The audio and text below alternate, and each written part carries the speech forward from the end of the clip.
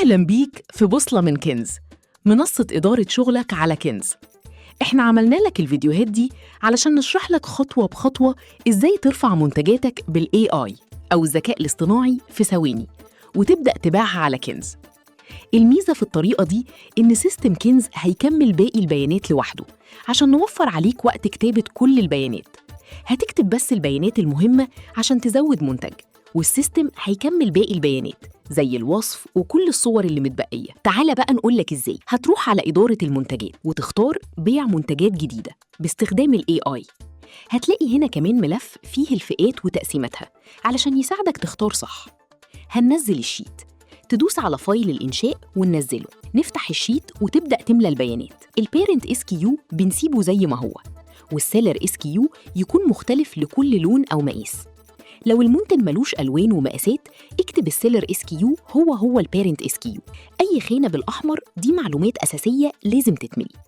بعد كده هتحط دول: اسم المنتج بالعربي، الماركة، الفئة الرئيسية، الضمان، ولو مفيش نحط 0.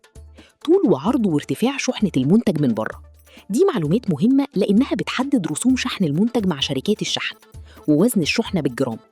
خامة المنتج، هنا محتاج تحط حاجة واحدة بس من ال3 دول: معلومة عن المنتج، والذكاء الاصطناعي هيكمل الباقي، أو رقم الموديل أو لينك المنتج من أي موقع. وهتحط كمان لينك صورة المنتج من موقع أو جوجل درايف. مهم جداً تتأكد إن اللينك مفتوح لأي حد. أقل حجم للصورة 500 بيكسل، ولو أقل من كده هتترفض، ودي حاجات تساعدك تبعد عن مشاكل رفع الصور. باقي المعلومات اختيارية، بس لو كملتها يبقى أحسن وأحسن، وبينجز وقت المراجعة. زي صور زيادة لو حابب من زوايا مختلفة، معاك لحد 10 صور. وده شكل الشيت بعد ما مليت البيانات اللي قلناها.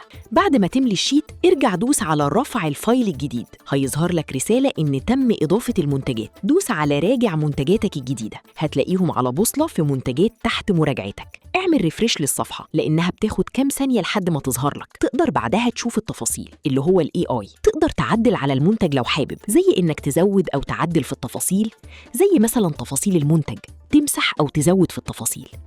بعد كده عندك اختيارين: موافقة أو رفض. لو وافقت، المنتجات هتروح لمراجعة فريق كنز، وبعد كده تروح على منتجات تحت المراجعة. بعد كده هتروح على منتجات تحت مراجعة كنز. الصورة لو تمام هيكتب إنه جاري المراجعة. ملحوظة: مراجعة المنتجات بتاخد 48 ساعة عمل في حالة إنك حاطط كل البيانات المطلوبة وكله مظبوط، بس ممكن ياخد وقت أطول لو في بيانات كتير ناقصة أو مش مكتوبة بالشكل المطلوب. لو المنتجات اترفضت، هتلاقيهم في منتجات مرفوضة مع السبب. لو اتقبل، هيروح على إدارة السعر والمخزون، وهتلاقيها لما تدوس على المنتجات الغير ظاهرة وتبدأ تحط السعر والمخزون. وبس كده، منتجاتك هتبقى موجودة لحبايبنا يشوفوها ويشتروها. ولو عندكم أي سؤال، ابعتوا لنا على الإيميل ده.